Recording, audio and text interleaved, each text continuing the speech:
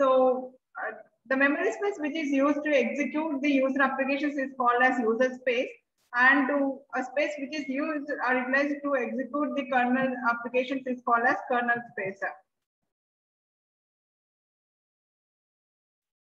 And there are two types of kernels are available, monolithic kernel and microkernel. And we also discussed about the architecture of these two kernels. In the case of monolithic kernel, only a single space is used. I mean, kernel space is used to execute all the modules of the kernel, right? So to execute all the modules of the kernel, single kernel space is used to execute the different modules of all the modules of the kernel. So what is the main drawback of this architecture, monolithic architecture? So the major drawback is something like when you are executing the entire kernel modules in a single memory space, that is kernel space, if there is any error occurred, or if there is any failure occurred, unexpected failure occurred in any one of the module, that will lead to the crashing of the entire kernel thread, crashing of entire kernel application. That is the major drawback of this one. Examples are Linux, Solaris, and MS-DOS. And so that we are going for to avoid this drawback, we are going for the micro kernel, right?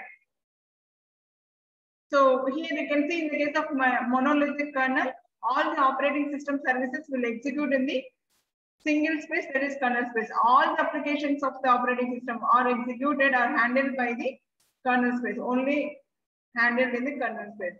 Whereas in the case of microkernel, no. So it will use both the kernel space and user space. How it will use both kernel and user space? So the entire applications which are handled by the kernel or which can be executed by the kernel, no. So that are divided into two categories: essential applications or essential services, non-essential services. Essential services is something like interrupt handling, time management, memory management, process management. These are all considered as the essential services. And all these services are executed in the kernel space, whereas the non-essential services, no, and the remaining services of the kernel, which are handled according to the operating system, those are executed those are handled in the user space. So here, like that, microkernel replaces both user space and kernel space. Here I can see it is the diagram regarding the microkernel architecture. Here user space is also utilizing. Here kernel space is also utilizing to execute the applications of the kernel. Here too, while it is handling the essential part of the essential services of the operating system, like memory management, process management, timer management, it is utilizing the kernel space. And for the remaining services, so it is utilizing the user space. How many types of operating systems are there, students? How many types of operating systems are there? General purpose. Two types, ma'am. General purpose operating system, real-time operating system. So while we are discussing the differences between the general purpose computing system and embedded system, at that time also we discussed about this operating systems, right? So in the case of general purpose computing systems like personal computer, desktop computers, we'll use the general purpose operating system instead of the dedicated operating system like real-time operating system. Okay. So here the operating system which is deployed in the general purpose computing system is referred as general purpose operating system. And the kernel of such operating system is more generic, yes or no? So it is something like it can able to execute or it can able to handle all kind of the services or all kind of the requested which are belonging to the generic application. Okay, and also the behavior of this type of operating system is non-deterministic, means the response should be within that time only. No such deadlines are there for this type of operating system. Whereas in the case of real-time operating system, response time is a very, very critical factor and response should be in the time.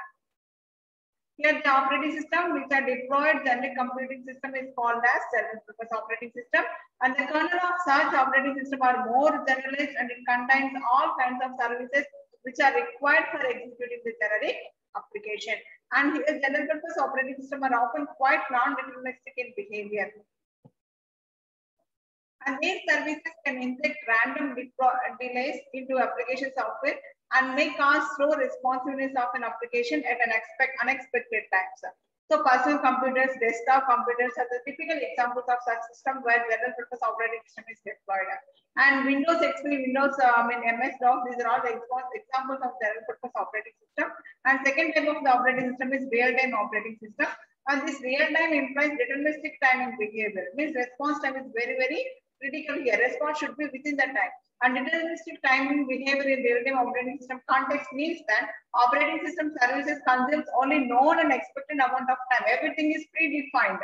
Okay, and the number of regardless of the irrespective of the number of services it handles. And the real-time operating system decides which application should run in which order and how much time needs to be allocated for each operation. Everything is decided. And here, predictable performance is the hallmark of the well-designed real-time operating system.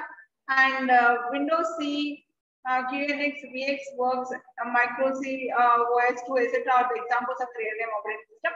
And the kernel which is used for the real-time operating system is called as real-time kernel, and it is also denoted as RTK. What is the meaning of RTK? Real-time kernel, that is the kernel which is handled for the and which is utilized for the real-time operating system. The kernel of the real-time operating system is called as real-time kernel.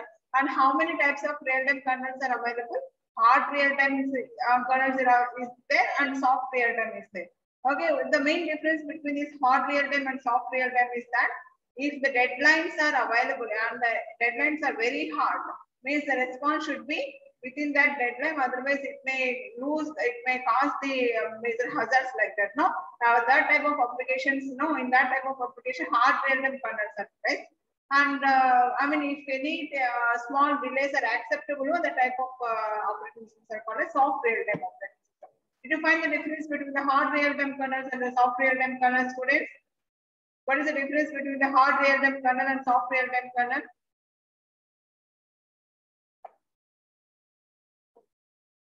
What is the difference between hard real-time kernel and soft real-time kernel?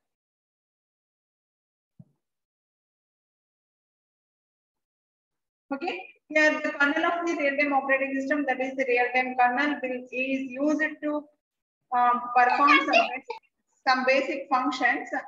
Okay.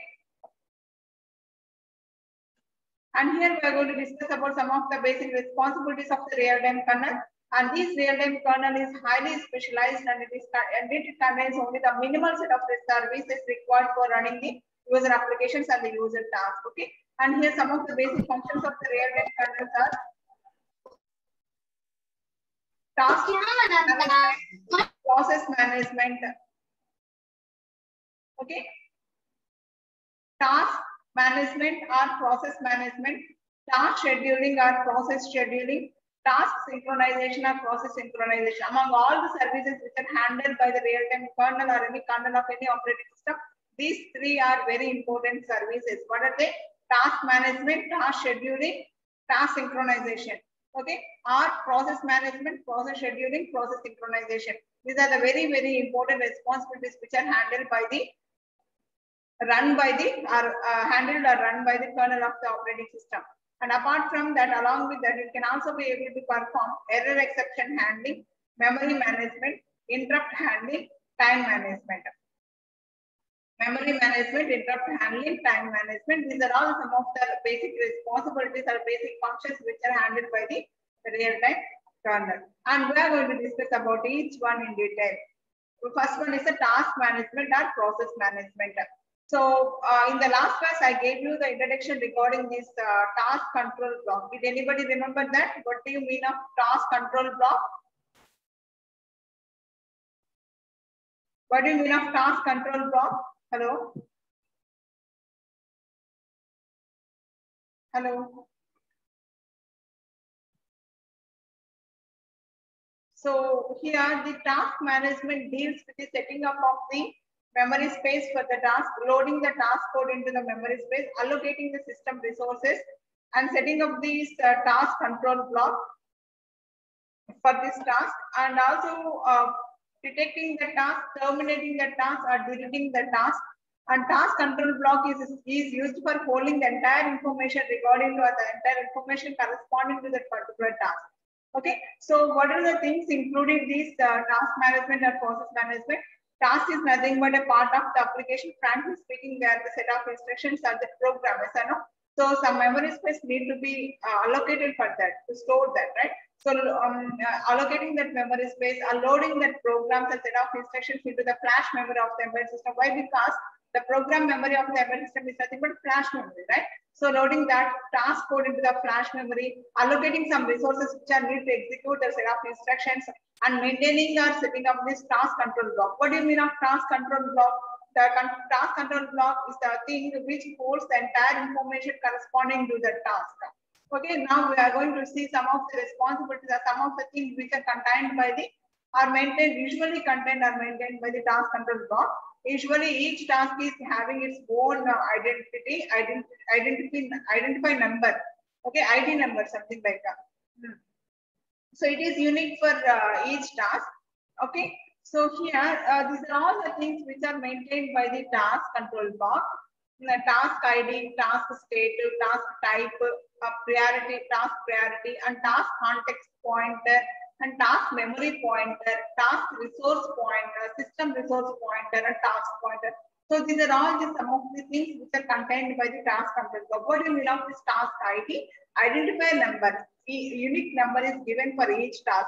So that identifier number is maintained by the or contained by the task control block. And second thing is state of the task. Each task or process is having several states, right? In the executing state, or in the wait state, or the exit state, wait state. Yes or no? So, so these are all some of the different states the process is having in its life cycle, right? So that also we are going to discuss in the next class, task synchronization. While we are discussing about the task synchronization and task communication, we are going to discuss different states of the task or process. Okay, which state the task is, that also maintained by the TCP, and which type of the task. Okay, and that where there is a hard real type or soft real type, that also maintained by the task TCP. And task priority, it is having higher priority and low priority. Means high priority means it is assigned with 1, low priority means it is assigned with 0. That information is also maintained by the task control block. And task context pointer. For example, when the process is executing the task, when there is a chance of context switching. What do you mean of context switching? Moving the pointer controller from one part of the program, one context to another context. When it is moving, that is called as context switching, right? Switching from one context to another context. While it is doing that, before it will save the previous context, right? So what is the last, instruction? No? That will be pointed. That is called a task context pointed. Okay. So while after that switch back to the previous context, it has to execute from the previous stop instruction. No. So the task context pointer will always point to that place. Next one is task memory pointer. Data memory, code memory, stack memory points to always, and system resources pointer it points to. And something like semaphores, mudexes, right? And the task pointer always point to the other TCPs. And after this division is completed, it will point to the next task TCP. Okay. These are all the contains things which are contained by the task. And here, task manager. What are all the services? What are the services? The task management utilize the TCP of a task. So in which way? In the following way, the task management services utilize the TCP of a task. Okay. So what are all the services utilize the TCP means? First, it creates the TCP. First, it has to create the task control block for each task. Okay, that is nothing but creating task. Next, removing the deleting the TCP after the execution of the task is at the completion of the task, and reads the TCP to get the state of the task. Why? Because the state of the task is not same at all the time. Okay, first it is in the starting stage. After that, it will be entered into debug, and then it will enter into the executing. After that, it will be enter. Sometimes it may be enter into the wait state. And after that, it will be understood last, that is stop state or end state, right? So the states of the task may be different, okay? To know that which state that is available, to get that state also, we need to read the TCP and update the TCP and update the parameters and resources according to the execution, and modify the TCP and change the priorities. Priorities also will change, no? So dynamically, we need to change that priorities. we need to modify that priority. So these are all the task management services utilize the LCP of the task. And next thing is task scheduling. Task scheduling. So as the name itself indicates, scheduling. Okay, a kernel application called scheduler who will responsible of these task scheduling, and that scheduler handles this task scheduling, and these tasks or process scheduling deals with the sharing the CPU among various tasks. Why? Because parallelly in the multi-processing system, multiple tasks or multi-process will be executed parallelly, right? And the resources need to be allocated among all the processes to execute all the instructions. Resources need to be allocated. Who will do that? Memory management, resource management will do that. And the kernel application called scheduler that handles this task scheduling. So we are also having some algorithm regarding this, that is not there in our syllabus, but if time permits, we'll also discuss one among them. So scheduler, what it will do, it will allocate some of the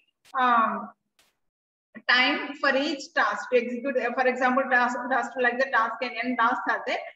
Each task is allocated with a particular time period. And who will perform this one? Kernel application scheduler will allocate all these times.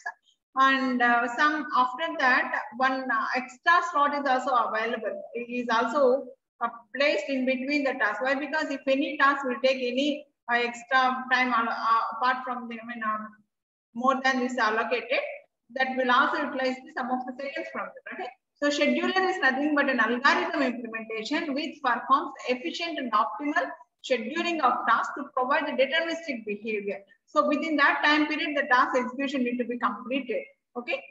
To achieve this deterministic behavior, the task scheduling is used. And this task scheduling is only supported by the real-time operating system. In general purpose operating system, there is no need of scheduling or synchronizing. And third services that is handled by the kernel of the real-time operating system is task synchronization. So while it is executing multiple tasks, they need to be establish the communication between the multiple tasks, right? So need to be establish the communication between the tasks to execute or to perform that communication, to establish that communication. Synchronization is required between those two tasks. Okay. So these task synchronization deals with the synchronizing the concurrent acts of the resources, which is shared across multiple tasks in the communication between various tasks.